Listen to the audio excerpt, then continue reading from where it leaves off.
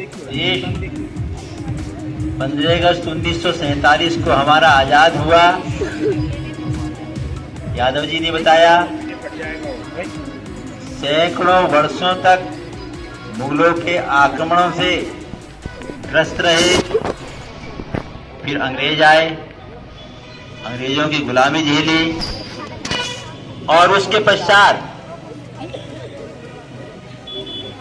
हिंदुस्तान के जितने भी लोग थे, चाहे वो किसी भी पंथ के रहे हों, किसी भी धर्म के रहे हों, सबने मिलजुल करके एक नारा दिया।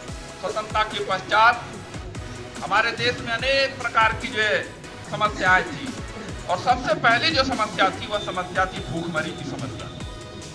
हमारे देश में अकाल पड़ता था जी, अन्न का अभाव था, विदेशों से गेहूं का आयात किया जाता था जी।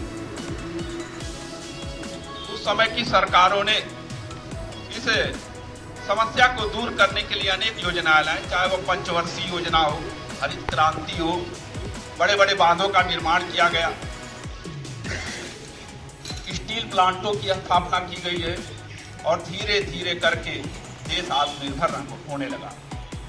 देश को युवा के द्वारा भी अनेक कार्य किए जा रहे हैं। हम नियमों का पालन करते हैं तो समझ लीजिए कि हम संविधान का पालन करते हैं। जैसा कि हमारी स्कूल ने बताया कि हमारे देश में जब से संविधान बना, जब से लागू हुआ, तब से आज तक हम अपने संविधान का पालन कर रहे हैं।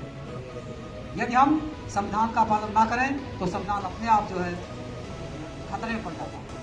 भारत के संविधान के निर्माता का नाम बताइए, कौन है? अभी आप सर ने बोले थे, बताइए। जीके का बहुत इंपॉर्टेंट क्वेश्चन है। गूगल पे सर्च मार। हाँ बोलो बेटा, बिल्कुल सही।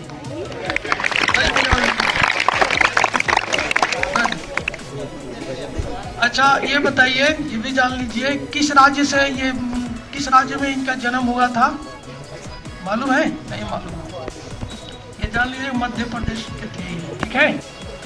अच्छा अगला प्रश्न है आप लोगों को,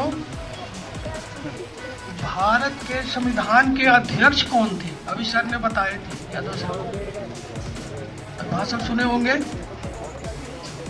बोलिए। हाँ खड़े हो जाओ, बिल्कुल, वेरी गुड। ये किस राज्य से बिलोंग करते हैं पता है आप लोगों को? किस राज्य के में जन्म हुआ था इनका? बताइए से बिलोंग करते हैं और उनका जन्म हुआ, समझ गए? अच्छा अगला प्रश्न है आप लोगों को, जो हमारे देश का संविधान बना था उसको बनाने में कितना समय लगा था? बिल्कुल सही, ताली बजाओ। सवाल और मैं पूछ रहा हूँ, अभी सर ने बोले थे भाषण स्पीच में आपको बहुत समझाए थे, आपका मौलिक अधिकार क्या है? 2 मौलिक अधिकार का नाम बताइए। मौलिक अधिकार अभी सर ने बताया, कल एक दिन चर्चा हुई थी इस बारे में, बोला बेटा? बिल्कुल सही, ताली बजाओ। और दूसरा कोई क्या? शिक्षा का अधिकार, बहुत अच्छा। चलिए इतना भी जान लिए, बहुत बड़ी बात है।